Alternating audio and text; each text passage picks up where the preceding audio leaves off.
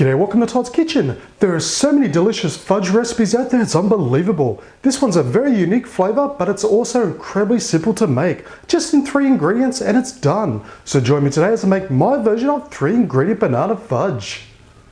Now we're going to start this off with our main ingredient, and that's being our bananas. Now we want them as ripe as possible, so the more dark that you have on the bananas, the better they taste. Because if you're using just yellow bananas with none of the black on it, you're not going to get as much flavour. That's why they're perfect for recipes. So we're just going to start off with our 2 bananas and just place them into a bowl. And I like to just get in there just with a hand and just give them a good mash up. You can't beat just using your hand to really get into these bananas. Just until you get a nice pasty consistency. And just like that. Now I like to leave little lumpy bits in there because you really do like those bursts of lumpy type banana consistency, or you can keep on going.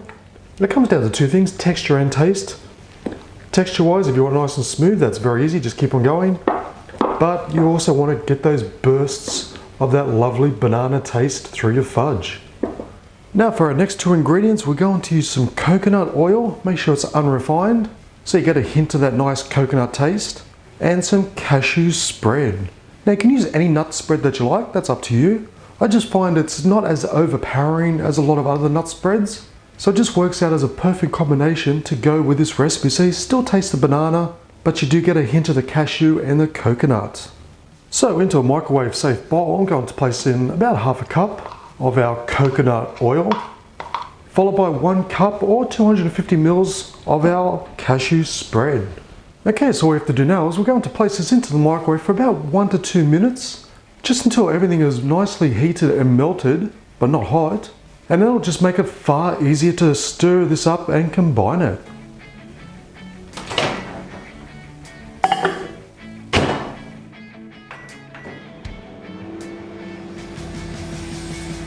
Okay, so as you can see, the coconut oil is melted, and our nut spread is also softened up nicely, so it just makes it far easier to stir. So we want to combine this first before we add the banana, just so we know we've got an equal amount of mixture going on. Otherwise you're going to get like lumpy bits, because you're going to add the cold banana to a slightly warm spread of coconut oil and butter, or coconut spread. Okay, so once that's completely mixed through, everything is nicely combined, just simply with our bananas, just pour them straight in and continue stirring until we get a nice even consistency. And this is really how simple it is. This is one of the healthiest and easiest fudges you're ever going to have. No added sugar, no added chocolate or crap or anything like that. It's relatively healthy. So as you can see, because I've added the banana, it's already starting to set because it's already brought down the temperature of the coconut oil and the nut spread. So I've just got a baking tray that I've lined with some non-stick parchment paper. And also to be safe, I've also given it a quick grease just on the inside as well, because this can get sticky. So just pour our mixture straight in. Look at all those lovely banana chunks. That's what I really love about the banana. So again, you can have the banana nice and smooth, but I really do love those chunky bits of the banana because you get that lovely burst of banana flavour, especially when they're overripe bananas. So just make sure it's all nice and even. Give it a jiggle just to fill up all those air spots.